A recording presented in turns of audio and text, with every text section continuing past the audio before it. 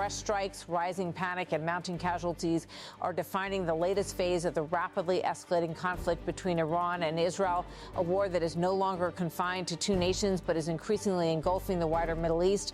In recent hours, Iranian missile barrages have struck central Israel, including Tel Aviv, leaving multiple civilians injured and causing widespread destruction.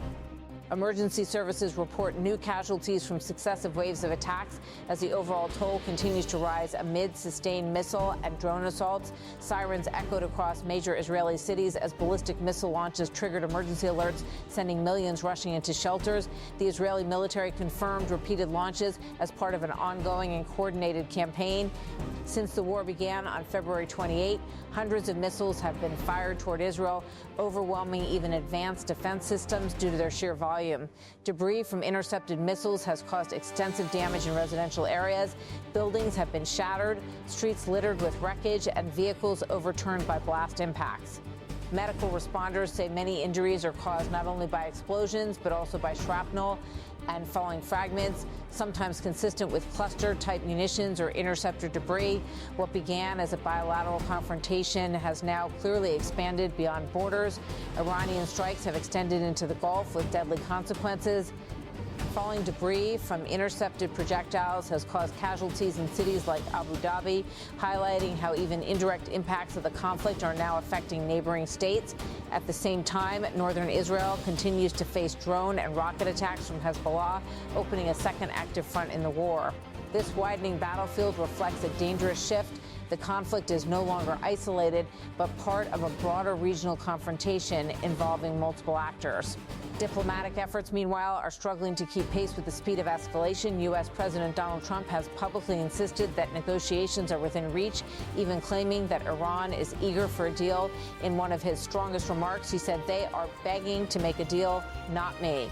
They're begging to make a deal. However, Iran has rejected these claims, calling the U.S. peace proposal one-sided and unfair, and maintaining that no meaningful negotiations are currently underway. Indirect contacts have reportedly been facilitated through mediators such as Pakistan and Turkey, but on the ground, there is little sign of de-escalation. Missile launches continue, airstrikes intensify, and both sides appear firmly entrenched. Behind the visible battlefield, a much larger geopolitical struggle is unfolding. The war began after coordinated U.S. and Israeli strikes on Iran aimed at weakening its military and nuclear capabilities, and according to statements at the time, potentially encouraging regime change. Since then, the conflict has evolved into a complex, multi-layered confrontation involving global powers, regional alliances, and proxy forces. Recent developments indicate a further escalation. Israeli forces have carried out targeted strikes on high-ranking Iranian military officials, including senior naval leadership tied to control of the Strait of Hormuz, a critical global oil route. At the same time, the United States has increased its military presence in the region, deploying additional naval and ground assets amid fears of a prolonged conflict and global economic disruption. Oil prices have surged, global markets have reacted sharply, and energy supply chains have come under severe strain as Iran threatens to block key shipping routes and target regional infrastructure. Amid this rapidly shifting landscape, political messaging has become increasingly pointed. One observer noted the deeper connections between unfolding events and global politics, stating these particular matters are quite evidently connected with the current political situation. Another emphasized the broader implications of leadership and influence, saying it's understandable that people must have an alternative, especially talented individuals who are achieving outstanding results. Concerns have also been raised about the treatment of civilians caught in conflict zones. A stark remark captured the severity of the situation. They are not combatants, are they? They don't care. They use any methods. These statements reflect a growing perception that the conflict is not only military, but deeply political, shaped by narratives, alliances, and strategic messaging. Complicating matters further is the fog of war, a landscape filled with conflicting reports and uncertainty.